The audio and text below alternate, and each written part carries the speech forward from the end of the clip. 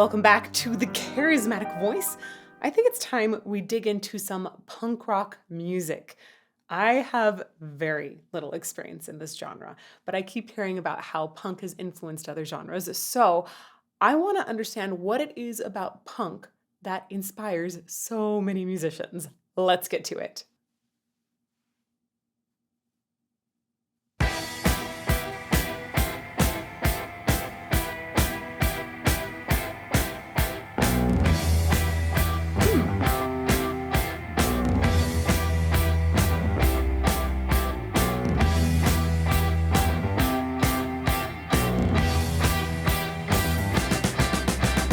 London calling to the faraway towns. Now war is declared and battle come down. London calling to the underworld. Come out of the cupboard, you boys and girls. London calling, now don't look to us.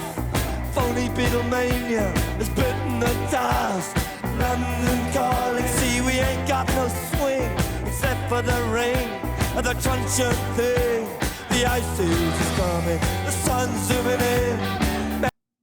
Okay, so I have several immediate first impressions. I'll share just a couple and then maybe go back and we can talk about some others. And one of them is it's impressive how direct the vocals are. They're just very present right away. They don't have much finesse going on. It's just like almost audacious in the presentation. And then another big impression was the bass line. It feels like had some, I want to say some sort of bluesy edge. There's a certain sexiness to that bass line. I was like, ooh, hi, bass line, the moment it entered. So I'm going to go back to the beginning and let's pick out a lot more little details. That silence before starting caught me both times now.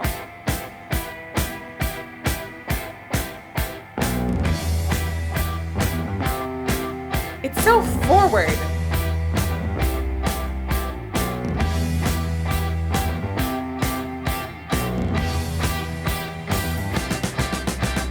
London calling. So just in this instrumental intro,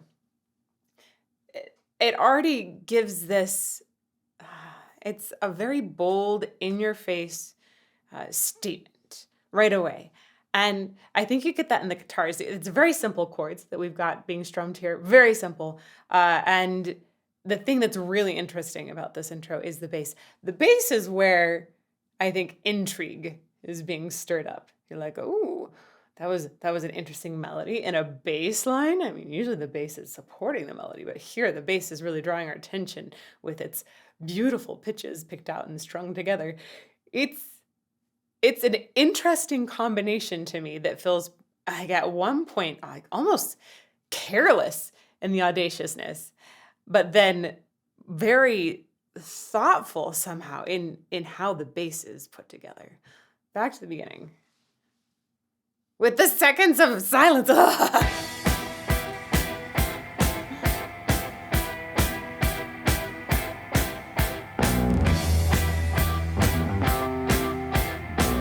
The drums are also extremely straightforward and just in your face.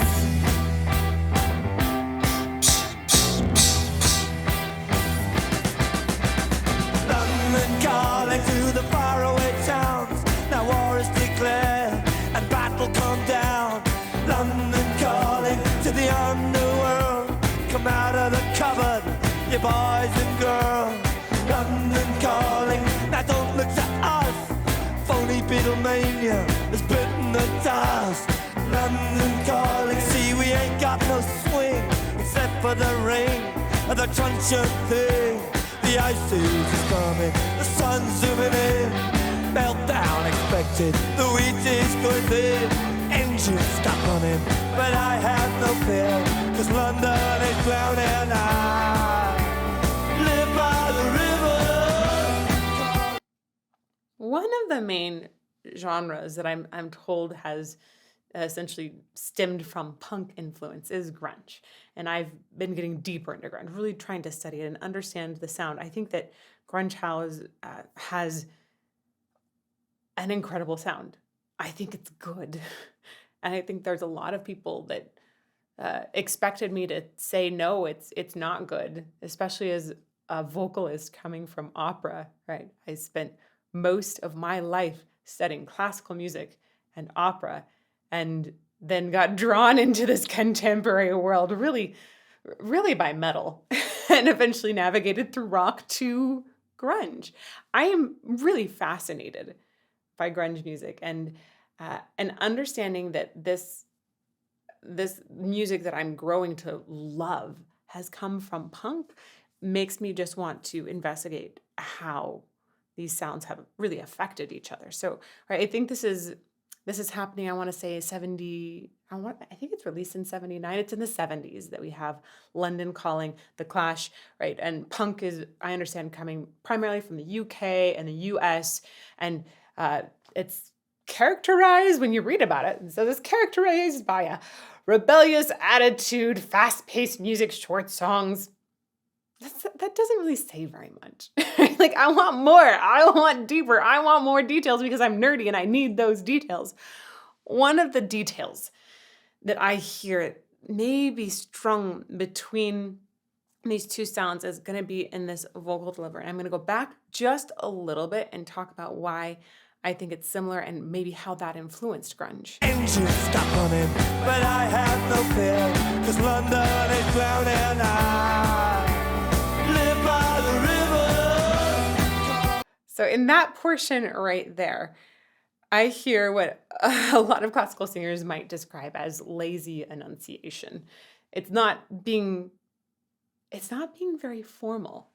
It's not elevated, some might say. It isn't super crisp, clear. Instead, it's casual. And here's the thing. I don't think that that's bad. I want to make that really, really clear. I don't think that's bad. That would be bad if you use that in classical music, because that's not where the style is going for, unless you were doing something very purposeful, intentionally with the character especially.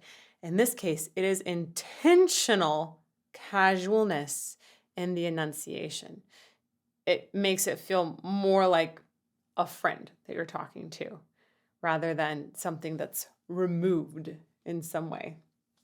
And I think it's fascinating when you just consider what proper vocal technique is and how contemporary music has challenged that. Yet we continue to have tons of different approaches to voice that I think can all be very good depending on the goal. So one of the things that I hear in common here very clearly is this casualness, deliberate casualness in the enunciation. Engine stop running, but I have no fear, 'cause Fair, London is fair. drowning. I live by the river. Hey, compare this to another contemporary enunciation approach, say Metallica, right? Where I talk about James Hetfield being like a Pez dispenser. His mouth is like, it's so active and energized. We get all of those words blasted at us. That is much more akin to operatic enunciation. This is like rebelling against that classical enunciation. One more time, think about how non-Pez dispenser this is. Like, what hilarious stuffed animal or I guess candy dispensing device could this be? I don't know yet. Maybe supply me those answers in our live chat, y'all. Engine stop running, but I have no fear, 'cause London is drowning. I live by the river, to the imitation zone. Forget it, brother, you can go it alone. London calling to the zombies of death. Quit holding out and draw another breath. Another thing about the vocal delivery that I'm finding fascinating just in this song is there's a lot of attention to storytelling elements, and they are heightened quite a bit. I feel like when I'm going to compare that to other genres, right, grunge tends to be it just feels almost subtle. So maybe not taken, maybe choosing to go the other direction from this song. Though I don't know if this song is representative of all punk as a whole. I know it's one of the punk songs, but obviously the sound of a particular genre is made by more than one song. But it has a lot of storytelling elements that remind me of people like Dio in the way, or especially Bruce Dickinson. He's so good with his storytelling in Iron Maiden. And the way we hear like toss-offs at the end of phrases where it goes from singing into speech with a drop in the pitch and maybe a little bit of extra air for emphasis.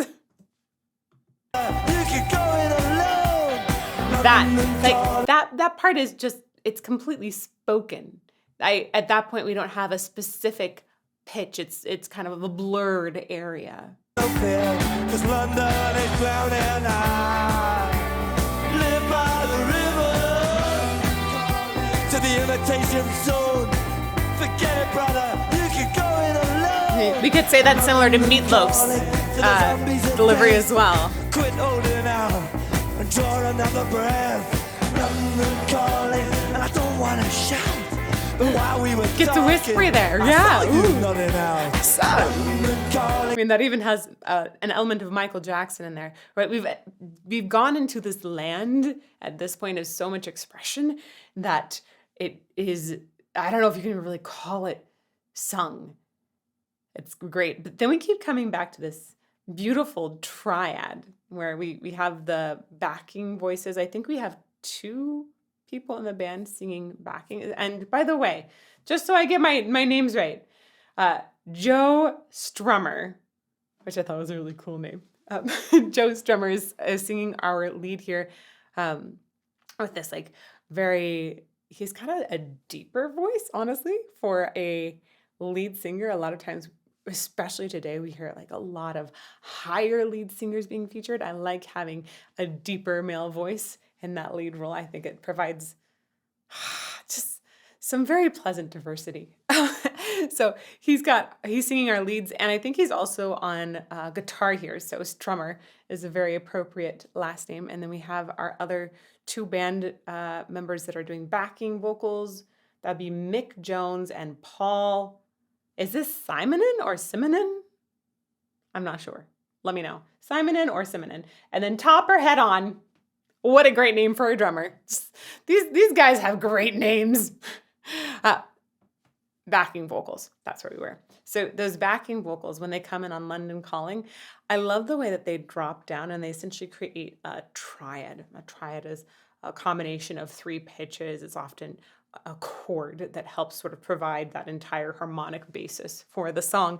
And in this case, they're just dropping down a really simple one. Essentially emphasizing, I think, that this song has a lot of simplicity in the composition construction, right? It's definitely not progressive. I feel like that's the antithesis of this. It's got a much more simple driving force. But while we were talking, I saw you nodding out. London Calling, see, we ain't got no hide, except for that one with the yellowy eyes. The ice is coming, the sun's zooming in, engines stop running, the wheat is going. This is very expressive. A nuclear error, but I have no fear, 'cause London is drowning. I live by the river.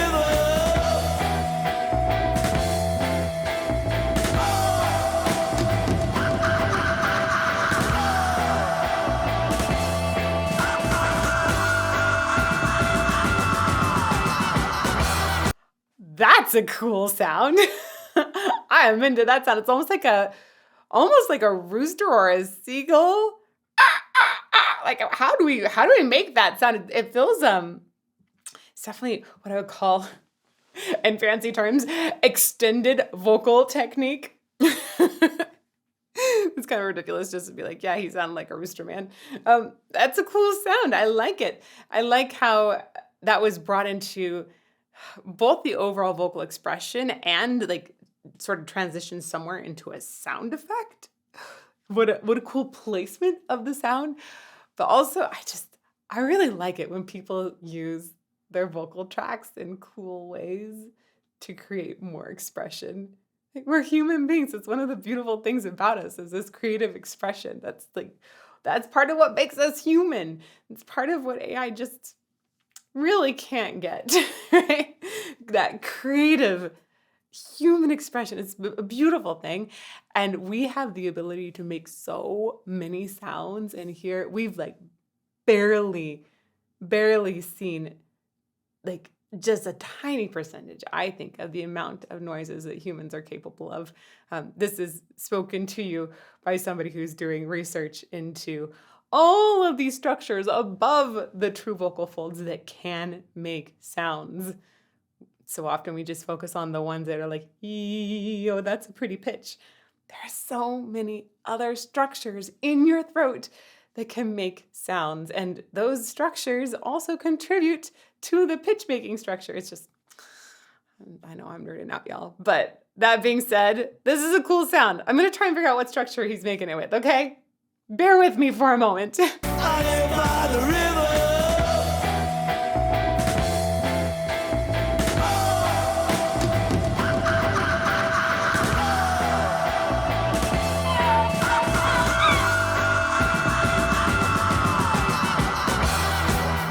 I'm going to toss some guesses here.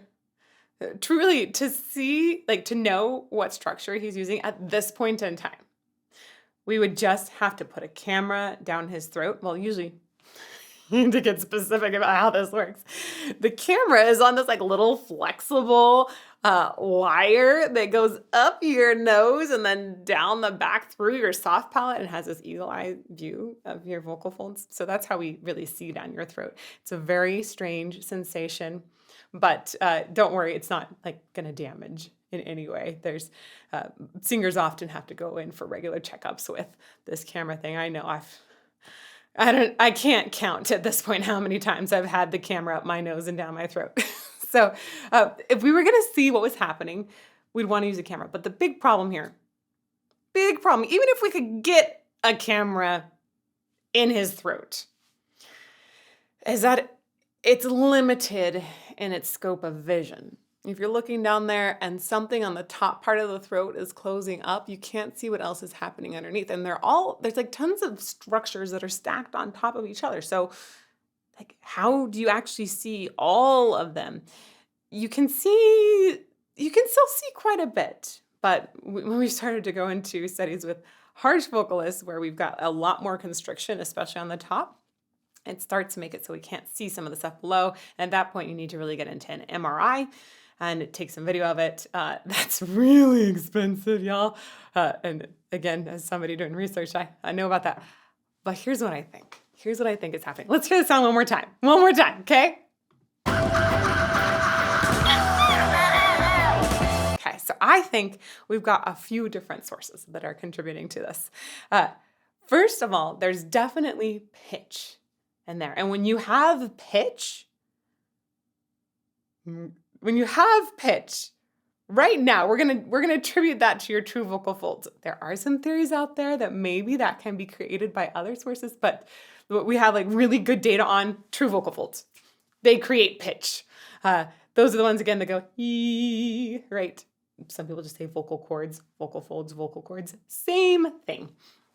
And so those are at the bottom. Those would be the ones that would be hardest to see actually. But we know from hearing that and all of the studies we have done on those that that's here in this sound. Again, listen one more time with me. You can hear it very clearly. There's pitch in this sound.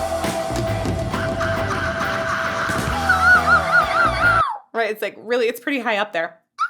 To me, it feels like when I try to recreate that sound, it feels like the epiglottis also is getting involved. That's the like flappy cartilage piece that helps determine if food goes down your food tube or your breath tube.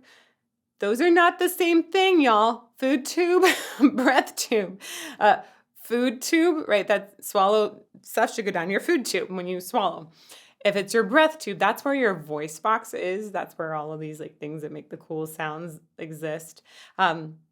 Unless you're doing esophageal speech, which can make sounds, which is another thing, another day, okay? So you have in your breath tube. That's where your voice hangs out. By the way, if you take a drink of water and it's very soothing to your voice, it's not because the water went through your voice, because that would go into your lungs and that would be bad. You'd get pneumonia, right? If you take a drink of something, sometimes the temperature radiates to your voice box, and that can be soothing, or even just the muscles around the swallowing motion, that can be really soothing. But the water does not directly hydrate your vocal folds. Thank you very much. Esophagus, yes, and trachea. Those are our food tube and breath tube. But I'm going to scoot back one more time to this sound because I want to figure out one other thing.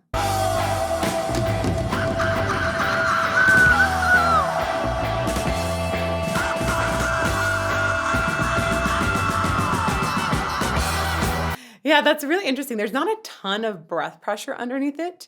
I think that this is likely made similar to whistle register, which is often going to have cartilage from the top essentially pressing in, constricting that area. Remember that flappy flap, right? It's going to constrict and then you'll have just a portion. It's not going to be full vocal fold contact to create that pitch. You would have just a little bit. Then you'd have some squeezing. I hear an edge to it as well, which makes me think that we might have multiple cartilages involved in creating this sound. But I think we've got essentially an upper throat constriction, a definitive one there that's happening, true vocal fold. I don't hear any false vocal folds in there whatsoever, but I would guess that other than the epiglottis, we might have another cartilage that's involved. Not sure which one though. Okay, let's keep going.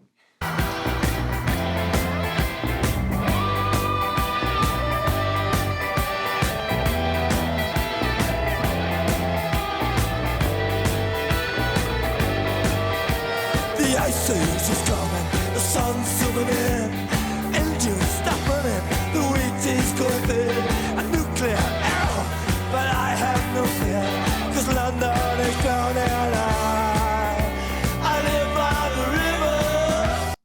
His fundamental tone quality is so fascinatingly different from that weird rooster sound that he made. When he's singing, he actually has a lot of deep space, like almost if you were to take a big gulp of air, but not quite swallow it, you just kind of keep it back there. It essentially, he's inflating his pharyngeal space. So this space back here, that's like above all of that sound source, the vocal folds and epiglottis and whatnot that I was talking about, that's all like happening right in here. Okay. This space is right above that, and that really affects tone quality a lot. Okay, so he's really inflating it back there, and it sounds like there's a lot of marination that can take place, right? It's fascinating to me because in order to make the roosterish sound, I think he actually decreases the pharyngeal space quite a bit, but with his normal voice, it's like a lot more spacey. A nuclear arrow, but I have no fear, 'cause London is drowning, I live by the river.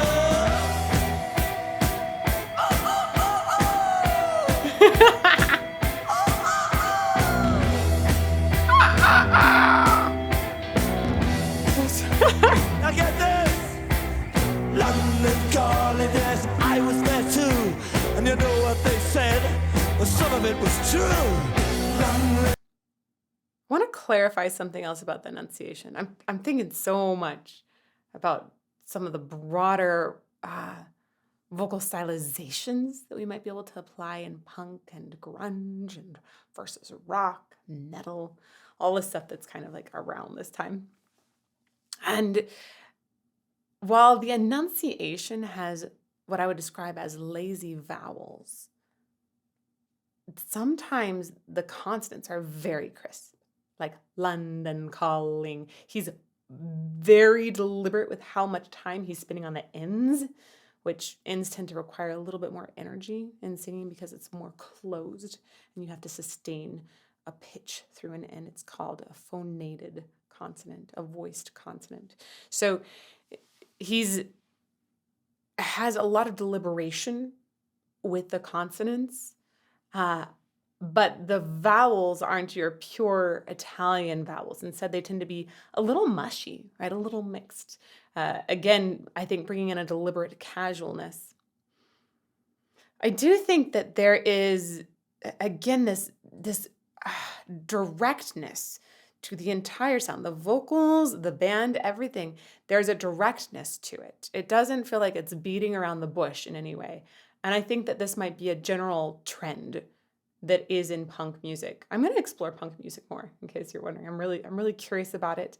But I think that this is something maybe we can take in general. And I think it's, while there are elements of this that can bring in like sort of intriguing thoughts, when you have that much directness, it doesn't often intrigue as much, right? It's not like pulling you in. It's more like, hey, this is in your face the entire time. And I see within that simplicity, there's an attack on a lot of the instruments that is very direct as well. So you have that from the vocal, you have that from the instruments, drums, rhythm. The bass is the thing that feels the most sly at moments, but it still doesn't ever really feel sneaky, right? So I think one of my big takeaways so far is there's directness in the sound. I would say, I think audacious is going to be one of my big words to describe this overall sound. I have no fear, 'cause London is drowning and I live by the river.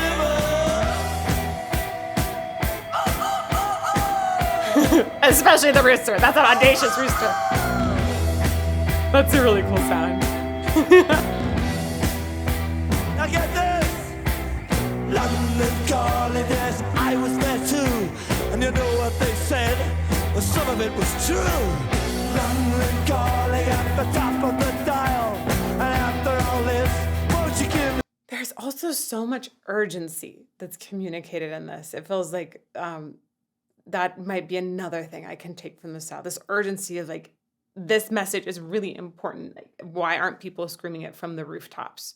And I think there's definitely a ton of, there's some political undertones here, a lot of social messaging as well. Maybe that's why it has that rebellious edge, but it definitely has some lyrics that feel like he's saying this is like a live or die kind of moment. Calling at the top of the dial. And after all this, won't you give me a But smile? that's so much intensity.